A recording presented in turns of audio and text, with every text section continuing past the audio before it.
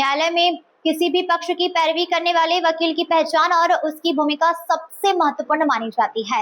लेकिन यदि न्यायिक दस्तावेजों में ही वकील का नाम दर्ज न हो तो उसकी पेशेवर पहचान और रिकॉर्ड दोनों प्रभावित हो सकते हैं।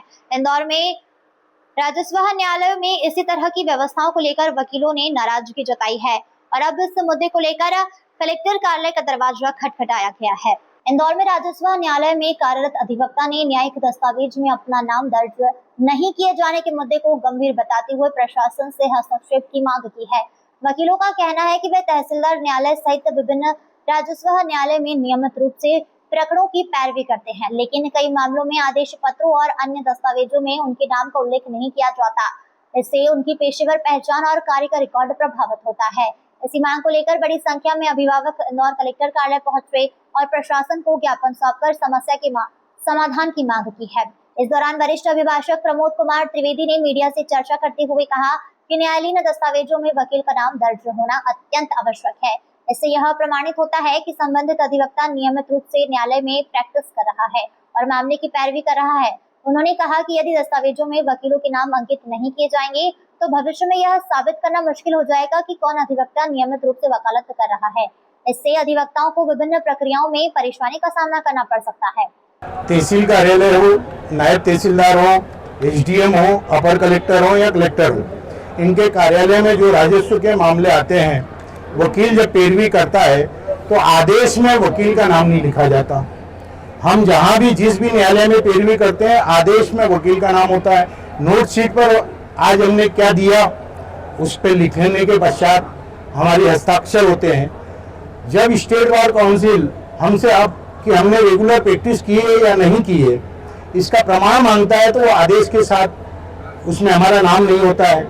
ऐसी परिस्थितियों में जो इस राजस्व न्यायालय में प्रैक्टिस कर रहे हैं, जो यहाँ पैरवी कर रहे हैं, वो अपना सर्टिफिकेट कैसे प्रस्तुत करेंगे? और अगर वो अपना अनुभव प्रमाण पत्र या रेगुलर प्रैक्टिस कर रहे हैं, न्यायालयों में पैरवी कर रहे हैं, तभी उनकी सनद वापस होगी, रिन्यू होगी। अन्यथा की स्थिति में उसे लंबित कर दिया जाएगा।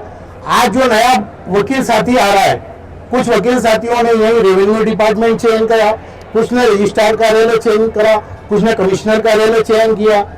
आज उनकी परेशानियां ये है कि वो कैसे अपना योग्यता और वो लगातार प्रैक्टिस कर रहे हैं सिद्ध करें।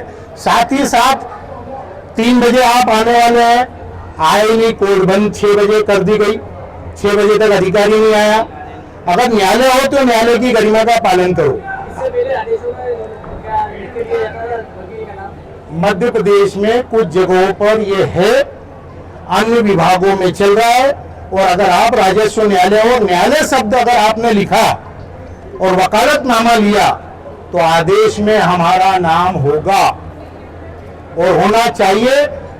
ये विधि मान्य बात है और उन्होंने भी स्वीकार किया है, सुप्रीम कोर्ट ने भी बोला है। और अगर आप उसका आज तो आधी भीड़, जरा सी भीड़ आई है, उनको भी अचंभित हुए, वो भी अचंभित हुए हैं। आप लोगों के सामने ही नगर निगम ने क्या व्यवस्था कर दी है कि नगर निगम में राजस्व यानी नामांतरण के प्रकरणों में या तो पक्षकार स्वयं आएगा और अगर वकील आता है तो वकालतनामा देने के साथ वो दस्तावेज प्रस्तुत करेगा। जब नगर निगम कर सकती है तो तहसीलदार और कलेक्टर इनको तो आगे बढ़ के करना चाहिए। इंदौर से नेशन टाइम की रिपोर्ट।